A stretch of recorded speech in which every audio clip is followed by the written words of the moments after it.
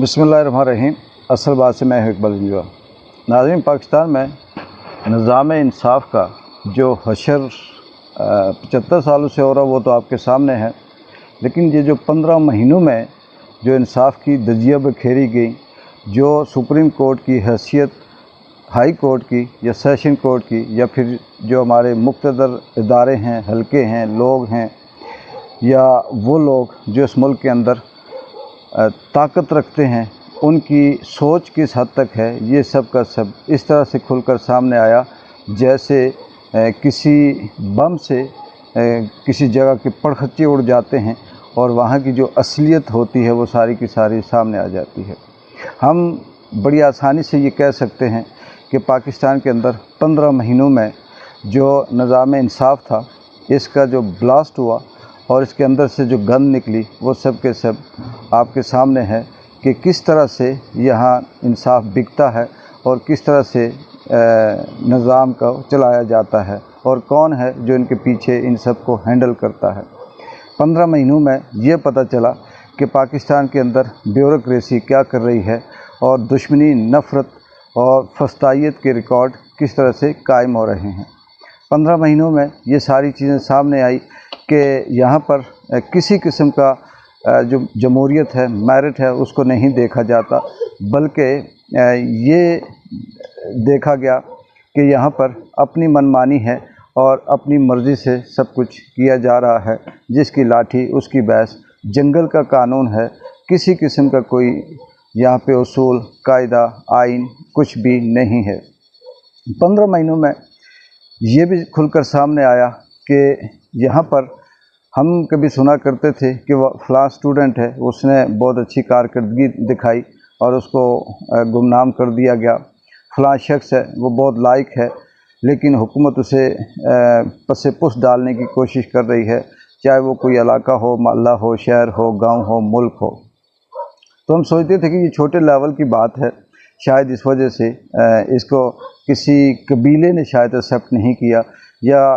कई छोटी मोटी कोई इस तरह से रंजिशें हैं जिसकी वजह से इस होनहार तालिब इल्म के साथ इस तरह से दो नंबरी की गई।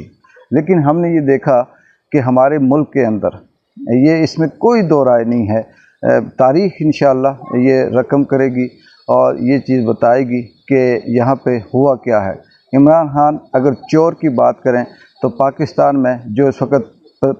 30-40 साल से जो हुक्मरानी कर रहे हैं, उनसे कम चोर है, उनसे कम करप्ट है, उनसे कम बददियानत है, उनसे कम उसने करप्शन की है, उनसे कम उसने जुल्म और ज़्यादतियाँ की हैं। लेकिन इन्होंने अपनी तमाम तर जितनी भी फस्तायत थी, अपनी जो करप्शन थी, उसको रातों रात एक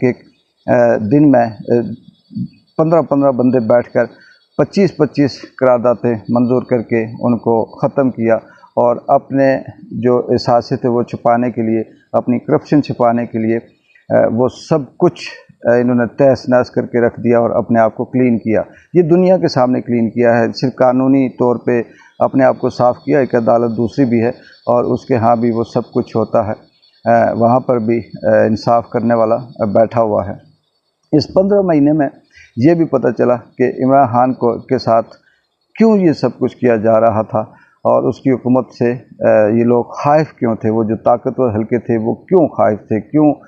खौफज़दा थे। इसलिए खौफज़दा थे कि वो यहाँ पे मेरिट की बात करता था, रूल ऑफ लॉ की बात करता था और उसने अपने 27 साल की जद्दोजहद में अवाम को इस हद तक मैच्योर कर लिया था, अवाम के अंदर ये शऊर बेदार कर दिया था कि वाकई इस मुल्क के अंदर करप्शन किस तरह से की जा रही है और इस मुल्क को किस तरह से नोचा जा रहा है, किस तरह से लूट कर इसे खाया जा रहा है और अवाम को गरीब रखने का, अवाम को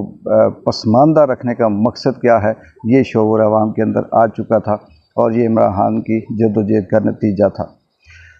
तारीख़ इस बात की गवाह भी है कि इससे पहले भी जितने भी इसी तरह के हीरो थे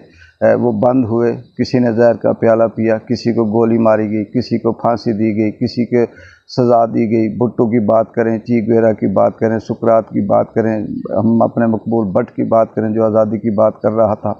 और इस तरह से पाकिस्तान के अंदर जितने भी लोग जो अपने हुकूक़ की बात करते हैं, کس طرح سے غائب ہوتے رہے، کس طرح سے اغوا ہوتے رہے اور لاپتہ ہوتے رہے۔ عمران ریاض آپ کے سامنے ہے جو صرف اور صرف حق و سچ کی بات کرتا تھا، عوام کو بتاتا تھا، اس کے ساتھ کیا ہوا۔ یہ سارا کا سارا جو بلاسٹ ہوا اور اس ملک کے 15 مہینوں کے اندر جو رہی صحیح کثر تھی وہ بھی سامنے آئی۔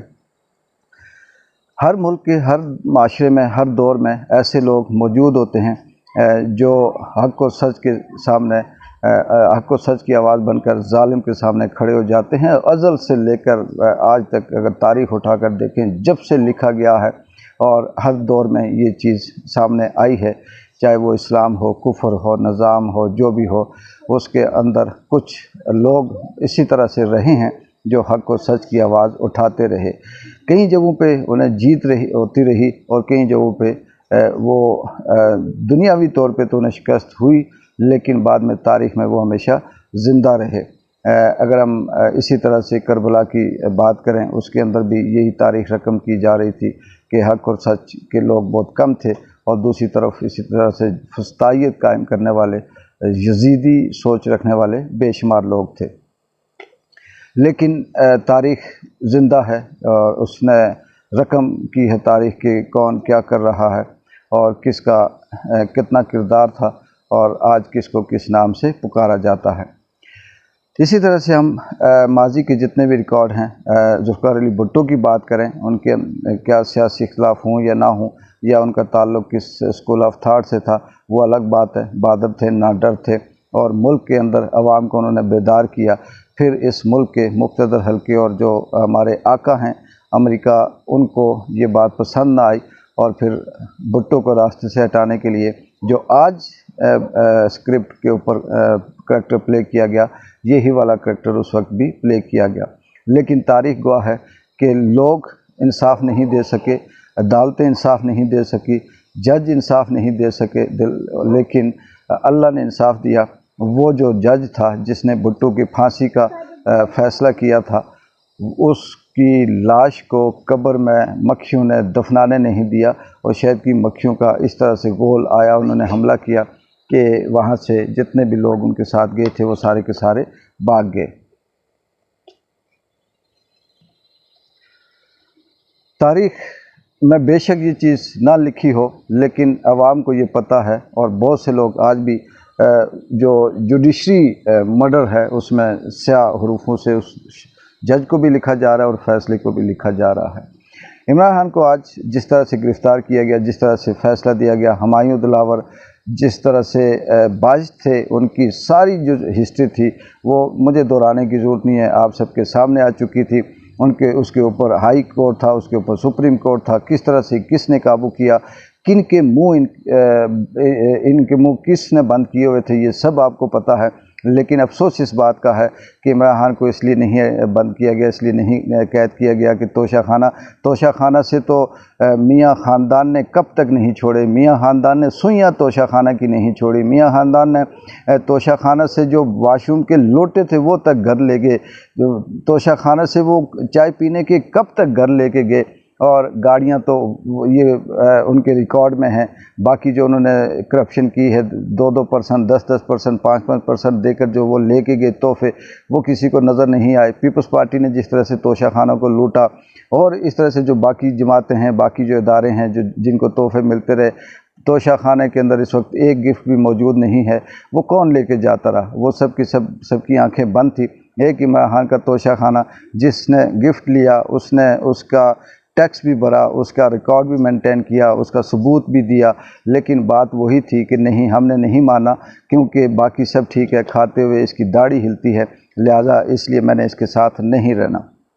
چلیں دیکھتے ہیں آنے والا وقت کیا فیصلہ کرتا ہے، تاریخ کیا فیصلہ کرتی ہے، کس طرح سے ان کو رکھا جاتا ہے، یا کچھ ریلیف ملتا ہے یا الیکشن سے آؤٹ کر دیا جاتا ہے۔ بے شک آؤٹ کر دیا جائے، کہتے ہیں کہ دکھ جب حد سے بڑھتا ہے تو وہ دکھ نہیں رہتا، غم جب حد سے بڑھتا ہے وہ غم نہیں رہتا۔ عمران خان نے جو اپنا کام کرنا تھا وہ کر دیا، اس نے جو شعور دینا تھا وہ دے دیا۔ اب پاکستان کی عوام تک ہے کہ وہ کس طرح سے اس کا ریئیکٹ کرتی ہے، کس طرح سے جواب دیتی ہے اور کس طرح سے اس کا جو آنے والا وقت ہے اسے وہ دیکھے گی،